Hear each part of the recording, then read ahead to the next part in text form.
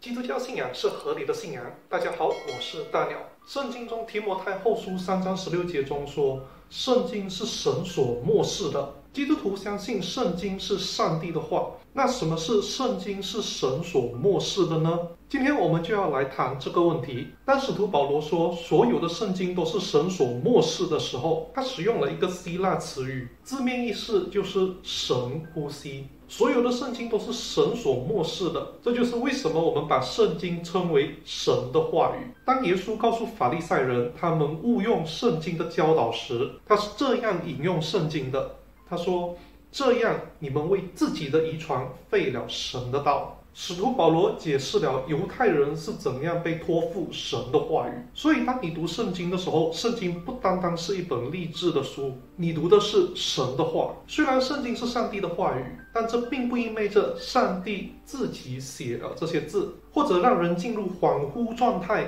然后上帝用他的手和笔写下他的思想和想法。相反，他使用使徒和先知作为他的代言人，神通过他们说话，通过他们每个人独特的个性，写下他的话语和信息。神直接对摩西说话，摩西以口头和书面的方式把神的话语传给以色列人。后来他对以色列人说，耶和华你们的神必为你们兴起一位先知像我。耶和华对我说，我要将我的话传给他，他必将我所传的一切话都告诉百姓。有些先知听见神的声音，有的透过异梦收到神的话语，有的从燃烧的荆棘中收到神的话，有的透过异象，有的从天使，有的透过神在他内心的声音。所以说圣经是由上帝启示的，这意味着他通过人作为他的工具来监督他所要说的话。使徒保罗说，我告诉你们这些事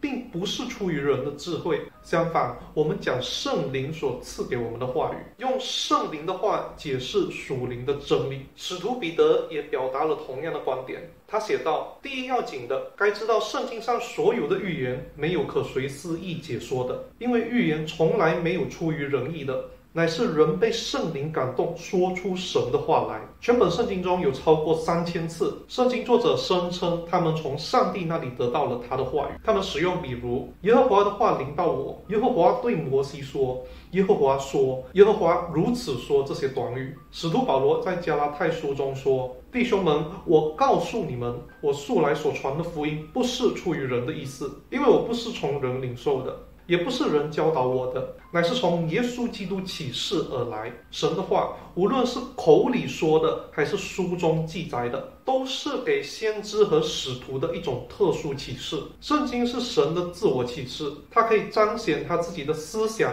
他自己的话语，他自己的应许，以便我们可以保存到世世代代。所以圣经是上帝的特殊启示，由人类作者直接受到上帝的启示而写成。正因为如此，圣经有其权威性。圣经的背后站着的是宇宙至高无上的神，当他说话时，他的话定义了他的权威的本质。神在几千年的时间里，向他所挑选的人启示他的话语，让他们仔细写下他的思想和话语。正如耶稣所说，我实在告诉你们，就到天地都废去了，律法的一点一画也不能废去，都要成全。没有什么能践踏神的话语，也没有什么能阻止神的终极目标。耶稣说，天地要废去，我的话却不能废去。今天就讲到这里，感谢你的收看。如果你喜欢我们的频道，你可以点赞分享。